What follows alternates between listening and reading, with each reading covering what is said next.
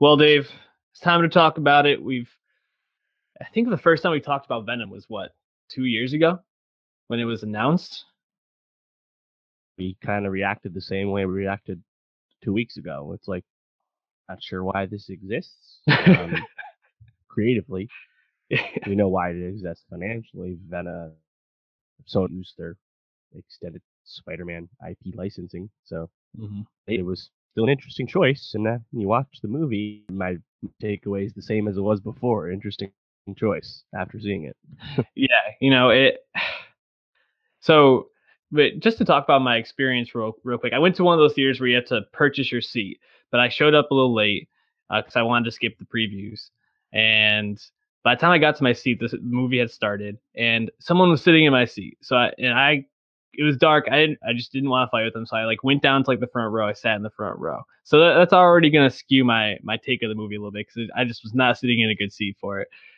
But then, man, um, I went into it thinking that I was going to get a lot of laughs out of it because people were saying that the humor kind of salvages a lot of the movie. And I think there were some funny moments. Venom in particular, playing off Eddie Brock's I don't know, lack of courage or him being a pussy basically at points, which I think that's probably my favorite moment when he told him to jump and he didn't jump and he called him a pussy. Um, but there's so much about this movie that was just baffling. I think Hardy is really charismatic in the role, and I actually give him a lot of credit because he just went for it, and like it at least makes it watchable and something interesting. But uh, yeah, I was left with a lot of just like head scratching and just feeling like why. Yeah, yeah. It's to be blunt, it's just dumb. You know, the dialogue is bad. Oh my god, horrible. Quote Michelle Williams. I'm sorry about Venom. You know, Okay.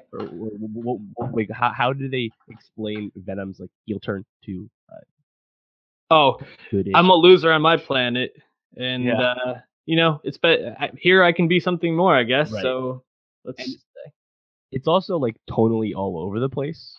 And I yeah, think just it's weird, and we're so used to the Marvel Cinematic Universe. And whether you like or you're tired of the monotony of the MCU, one thing they never fail with is establishing a consistent tone, mhm. right? And I think DC, they had some issues with tone. They're seemingly writing that ship. It sounds like Aquaman tonally will be more in line with Wonder Woman. So we hope have some footing, right? But Mhm. this movie itself does not maintain a tone throughout. I mean, like you said, there's a lot of campy humor, stuff that I found legitimate was having a good old time laughing at the idiocy, right? Mhm. Rational and nonsensical in his decision Mhm. making throughout the film, which it seemed out of character the way they established him as somebody really smart. Mhm. Um, and then yeah, you spoke to Hardy's choices, and again, I think Hardy definitely went for it, like you said. Not sure what that accent was. It wasn't New York, and it wasn't. Yeah. Um, he was in the Bay, and he's from New York, so I mean, he did something weird with that. But I think his best scene thing was probably that restaurant scene. I thought that was hilarious with like him in Yeah. the lobster tank and just like this is dead, and like I think some of those moments are really funny. The problem is it's a movie that has funny or at least amusing moments packaged around a dumb. It's like they're really sad of that. Apparently, he's actually a good boyfriend, right? Like, and like, is Right. he Glenn Greenwald or is he Alex Jones for the Eddie Brock show? I'm not really sure. You Yeah. know, and there's just a lot of. I just have a lot of notes. Yeah. I think more than anything, just like how bad this script was is like very evident. You know, I actually didn't hate Riz Ahmed's performance. I think every time he was on screen, I enjoyed Yeah, watching him. It was just was like, I mean, first of all, his outfit choices, like the zip up quarter zip with uh, the jacket over it, was just such a bizarre first time meeting him. And then, uh, you know, you don't really even meet Riot until what, like 20 minutes left in the movie? Like, yep. it's like all of a sudden, yeah, here's Riot, and this is actually the real villain of the movie. It's kind of like, oh, and I know that they wanted to make this more about Eddie Brock and Venom meeting each other and becoming, we are Venom.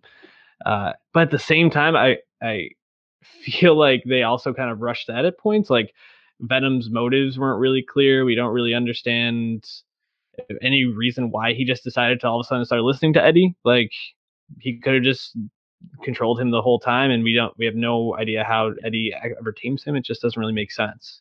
Yeah, what is the explanation? It's just that, oh, well, he's like, oh, you're a good fit for a host. And it's like, all right, if you say so. But like, yeah, they're just kind of thrown away. They died. Okay, then. But yeah, oh, Riot, sure. It's like, I thought it was just from Riz Ahmed, and then, so that was a weird thing with the plot. And then, I mean, you can't help but question the 30 to 40 minutes that were cut. Tom Hardy cites his favorite stuff in the movie was something somewhere in that. What was that? Was the movie just more violent and gory and they just trimmed it down? Or was there just whole sets of scenes or subplots that were thrown away? Because I actually think if the movie was a little longer, it would probably be to his benefit because it would probably beef out the relationship between Eddie and Venom. Yeah. So release the Hardy cut.